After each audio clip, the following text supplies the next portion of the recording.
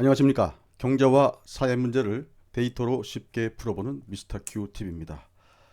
최근 시장이 굉장히 어려운 시장이었는데요. 지난 금요일 이후에 방송을 제대로 못 올려서 죄송합니다. 그래서 이제 내일도 제가 운동 약속이 잡혀 있어가지고 오늘 뭐 일단 급히 오늘도 방송을 안 하면 큰일 날 것 같아서 일단 좀 방송을 좀 해보려고 합니다. 내용은 지금 시장이 굉장히 수급상으로 취약한 상태에 놓여 있어서 우리가 그런 취약점에 노출되어 있기 때문에 지금 타 시장 대비 그런 약한 모습을 보이고 있는 게 아닌가라는 그런 생각이 좀 듭니다. 그래서 지금 제가 전에도 말씀드렸지만 이 종목들은 추천 종목이라기보다는 오늘 이런 그 상황을 설명드리기 위해서 뽑아온 종목들입니다. 지금 보시면 삼성전자, SK 하이닉스는 그 전에도 한번 말씀드렸지만 그 신한투자금융 그 리포트에서 말씀드렸듯이 내년도 이후에 어, 메모리 빅사이클이 예상된다, 전망된다라는 어떤 그런 그 말씀을 한번 드렸었죠. 저는 이제 그쪽에 조금 이제 방점을 좀 찍고 싶은 그런 상황입니다. 그래서 메모리 쪽 얘기니까 상대적으로 SK 하이닉스가 삼성전자보다 조금 더 강세를 보이는 그런 상황이 연출되는 것 같고요. 그다음에 현대차도 뭐 최근 들어서 대형주 쪽 흐름은 나쁘지 않습니다. 뭐 지금 그 전기차나 수소차 관련해서 뭐 여러 이런저런 노이즈가 있지만 어쨌든 현대차도 지금 전기차 쪽에 굉장히 그 강세를 보이는 그런 메이커이기 때문에 일단 그런 관점에서 볼 수가 있고요. 네이버 카카오 같은 경우는 최근에 미국에서 다시 그 확진자가 증가하면서 비대면 관련된 종목들이 강세를 보이죠. 그래서 이제 네이버 카카오도 그런 관점, 또 기존 어떤 성장주에서 어떤 관점 그런 것들이고요. 오스코텍 같은 경우는 지금 뭐 제가 사실은 그 주말에 그 좀 영상을 만들어 놨다가 올리지 못했었는데요. 일단 좀 가슴이 좀 많이 아픕니다. 저는 사실은 그때 오스코텍 관련된 기사를 보고 그 레포트를 보고 굉장히 지금 사실 가슴이 떨려가지고 이제 우리나라에도 정말 이런 회사들이 이제 나오는구나 싶어서 지금 뭐 객관적 반응률 100%라는 게 사실은 그 흔히 있는 일이 아니기 때문에 굉장히 사실 흥분된 그런 상황이었는데 주가는 뭐 오히려 그 재미없는 그런 오히려 상황이 좀 돼버렸습니다. 특히 오늘 같은 경우도 이제 주가가 빠지는 그런 상황인데요. 그렇고 에스티팜 같은 경우도 뭐 그런 좋은 수주를 받아놓고도 주가가 제대로 못 움직이는 그런 상황. 그다음에 삼강 MNT나 뭐 이런 종목들, 또 삼강 MNT하고 좀 CS 윈드는 지금 뭐 그 유명 유튜브 방송에서 지금 뭐 그 방송한 이후에 오히려 주가는 월요일 주말에 어, 방송한 이후에 월요일부터 주가가 오히려 빠지는 그런 상황을 좀 보이고 있고요. 세준중공업도 이제 그런 같은 맥락으로 볼 수가 있습니다. 이와 같이 지금 시장이 좀 굉장히 그 수급상 취약점을 노출하고 있는데요. 이런 상황에 대해서 한번 좀 알아보는 그런 시간을 좀 갖도록 하겠습니다. 자, 이제 먼저 달러 인덱스 한번 제가 항상 강조하듯이 달러 인덱스 한번 점검해 볼 거고요. 그다음에 수급이 약한 부분이 좀 노출되어 있는 상황. 그다음에 이제 내일이 우리 위클리 옵션 만기입니다. 그러니까 오늘이 D-1일입니다. 자, 우선 달러 인덱스부터 보겠습니다. 달러 인덱스는 제가 계속 말씀드리지만 92레벨과 94레벨을 항상 그려놓고 말씀을 좀 드렸었는데요.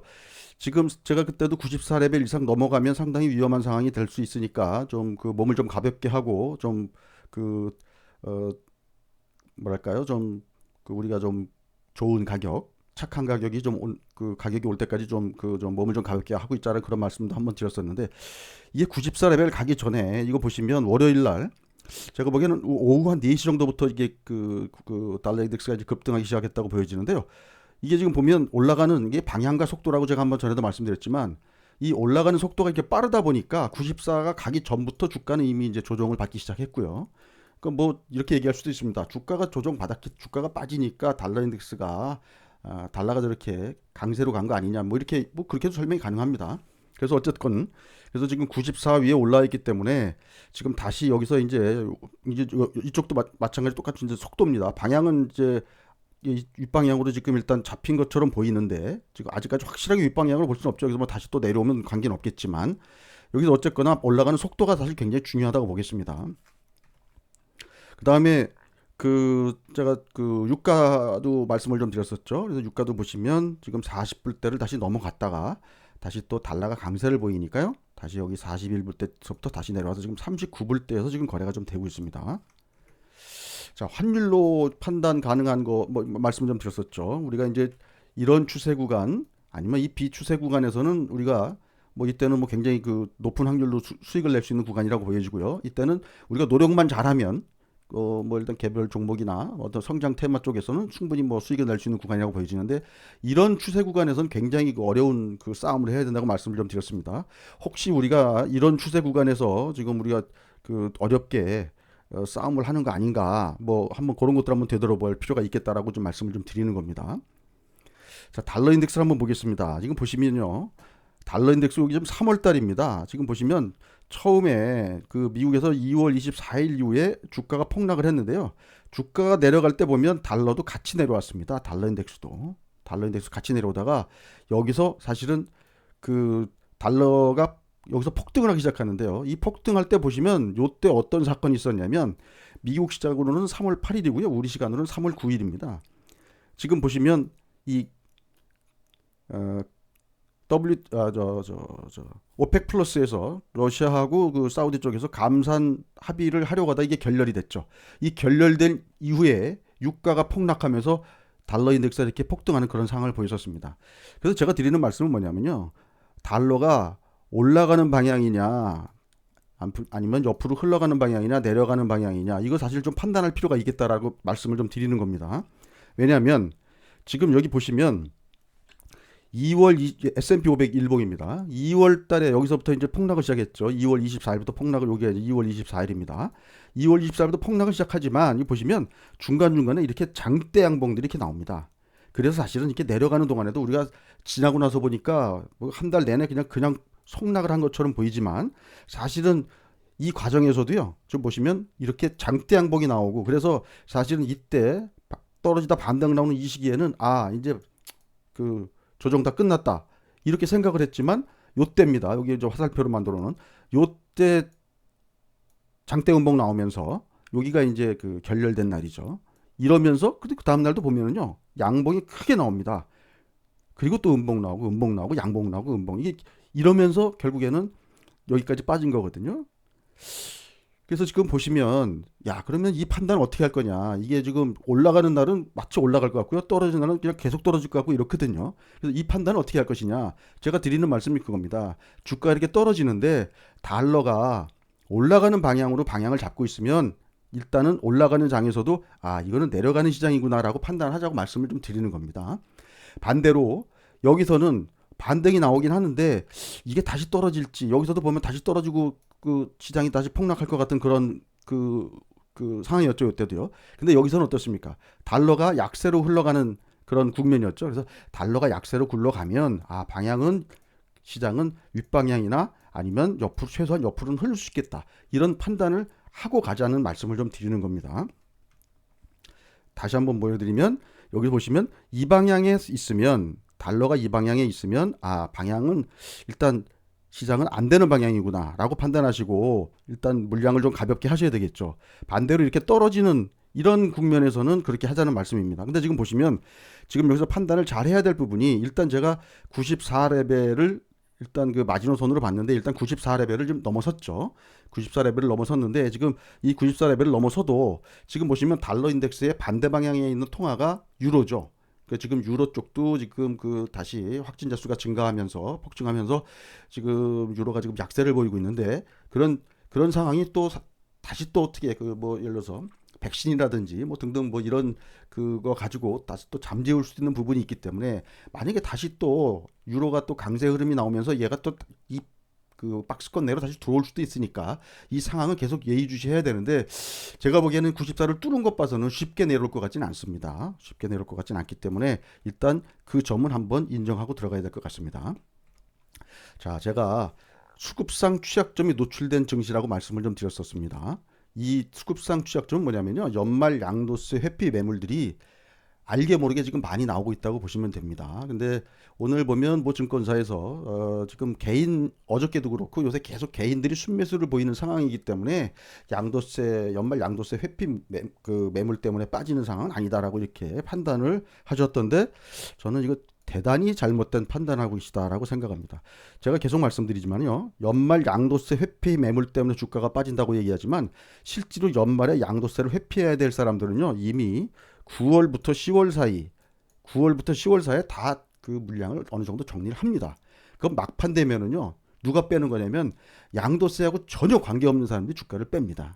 그러면 이때 물량을 줄였던 사람들은 오히려 그때 가서 물량을 주워 담습니다. 왜? 자기네들이 물량을 많이 갖고 있었다는 얘기는 그만큼 좋게 보기 때문에 주식을 갖고 있었던 거죠.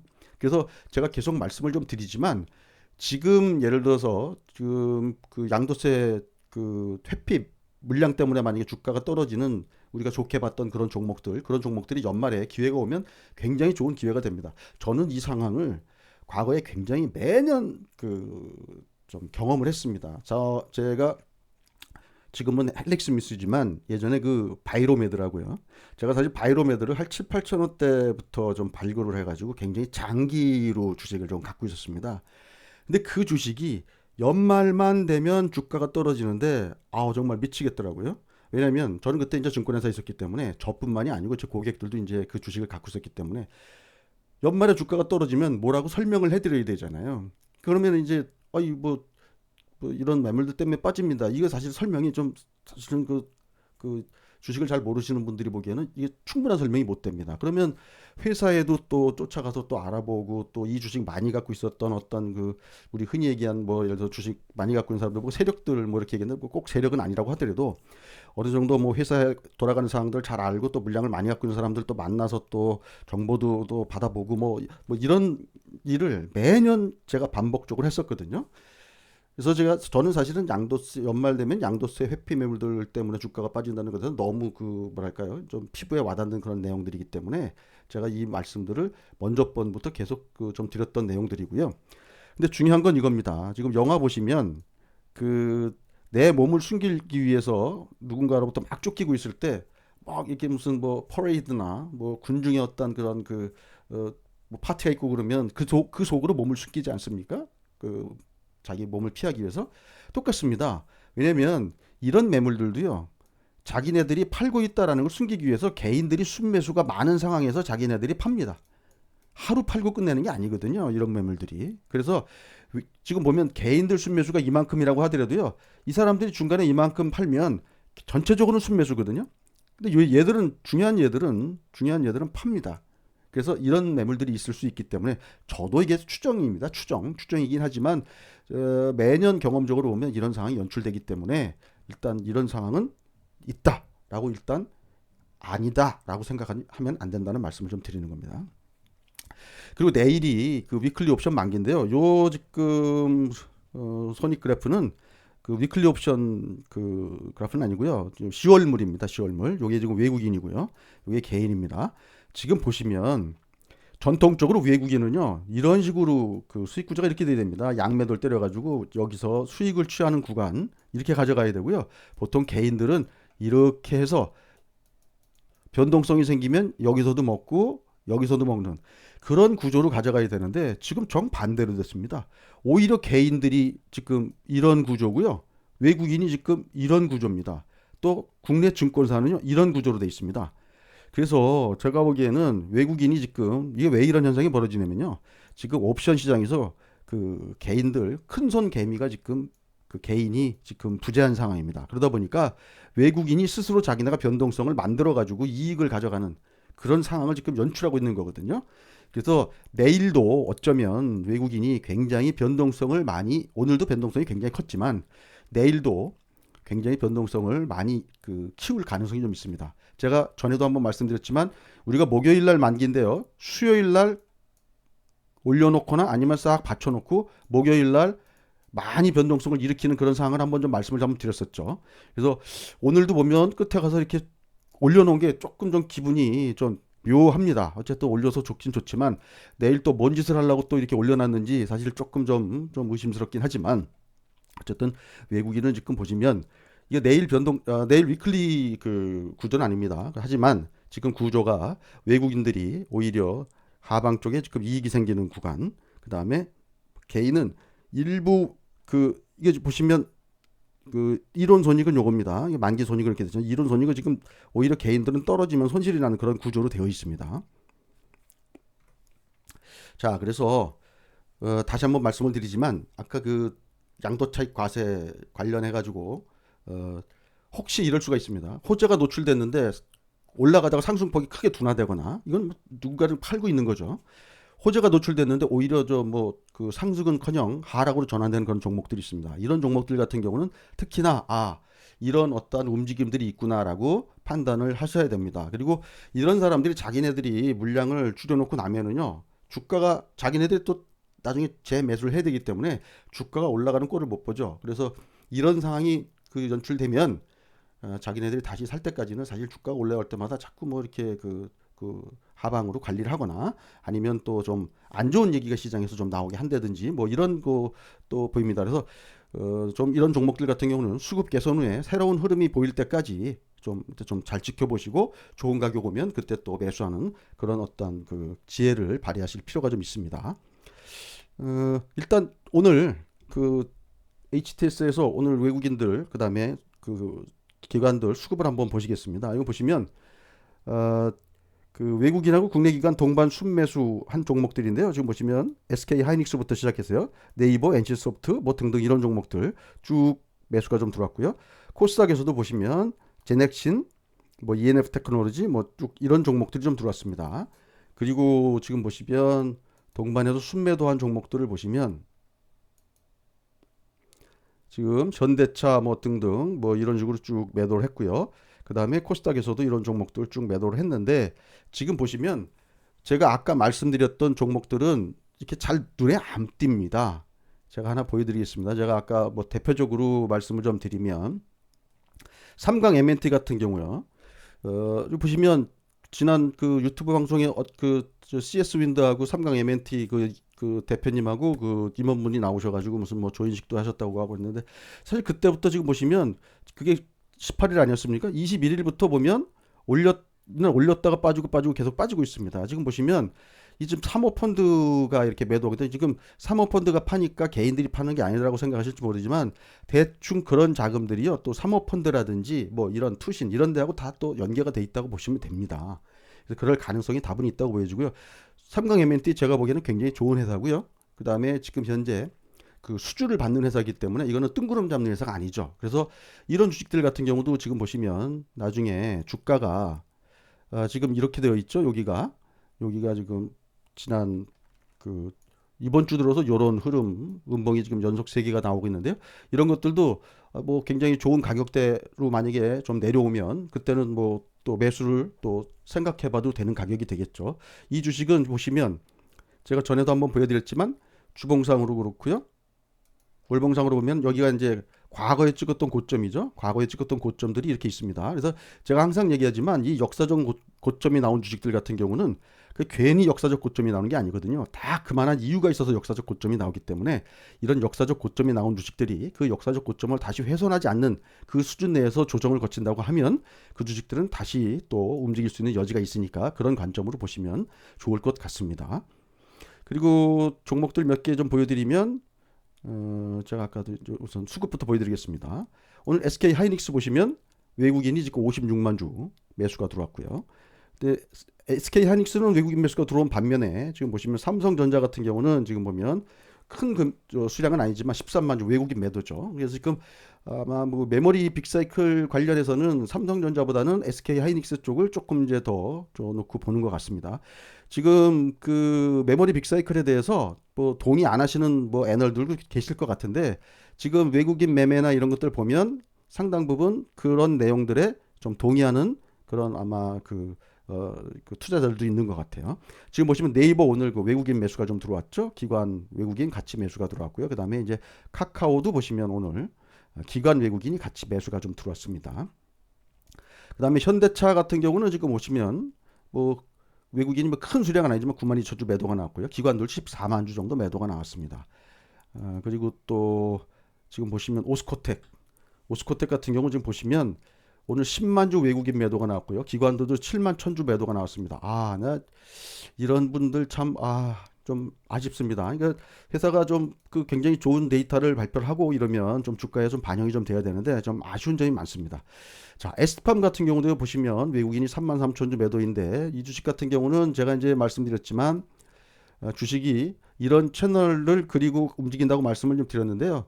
여기 지금 고점 상단 맞고 좀 내려왔다가 지금 여기서 다시 또 지금 올라오고 있는 상황인데 아주 좋은 그 수주를 받았기 때문에 제가 보기 이 채널을 이렇게 좀 뭐랄까요 위에 하나 더 이런 채널이 하나 만들어져서 이 위로 좀 이렇게 쉬프트했으면 좋겠다라는 그런 좀 생각이 좀 듭니다. 그래서 그렇게 되기를 좀 기대하고요. 지금 보시면 오늘 ST팜 같은 경우는 굉장히 좋은 흐름을 보였는데요. ST팜뿐만이 아니고요. 최근 들어서 보면 동아소시홀딩, 동아제약그룹 주식 주가들이 전체적으로 다 좋습니다. 여기도 보시면 최근에 이런 고점을 이런 고점을 뚫고 올라섰죠. 동아소시홀딩스도. 그래서 여기도 보시면 주봉상으로 보면 이런 고점들을 지금 그 뚫고 지금 그 상단으로 올라온 그런 상황이기 때문에 동아 그 제약 그룹 전체 주가들이 지금 흐름이 좀 괜찮다 이렇게 보시면 될 것 같습니다. 그리고 아까 말씀드렸던 대로 지금 보시면 세진중공업 같은 경우도 보시면 여기 지금 이때 그 좀 그 매매가 좀 이상하다고 말씀드렸는데 이게 나중에 공시 나온 거 보니까 대주주가 블락딜 한 물량이더라고요. 그래서 대주주가 파셨고 그다음에 나머지 이런 기관들이 좀 매수했었는데 이런 자금들이 지금 일단 뭐 일부 좀 팔러 나온 것 아니겠는가 이렇게 좀 보고 있습니다. 그래서 여기도 보시면 이런 그 사모펀드에서 매도 나온 것도 그런 물량들이라고 보여집니다. 그래서 뭐 세진중공 같은 경우도 뭐 지금 그 부유식 해상 풍력 관련해 가지고 나중에 뭐 좋은 그 일이 또 생길 수도 있기 때문에 좀 관심을 좀 가져야 되겠죠. 뭐 이 주식도 보시면 일단은 뭐 여기서 위에서 지금 이런 상황이죠.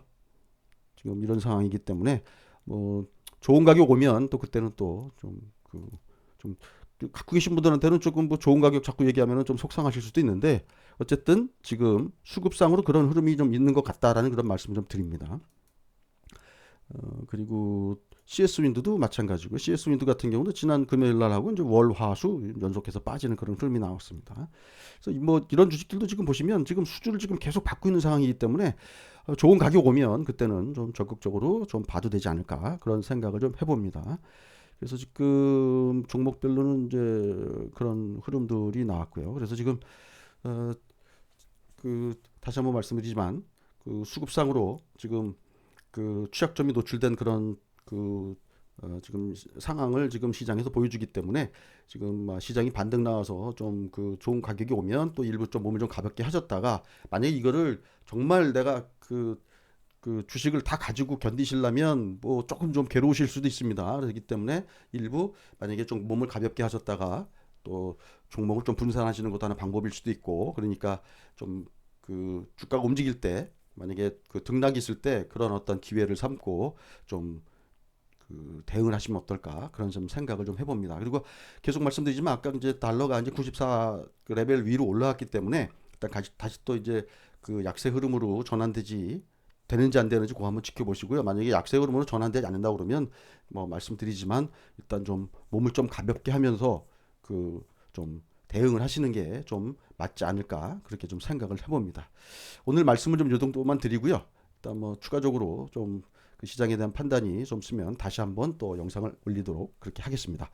이상 미스터 큐 TV였습니다. 감사합니다.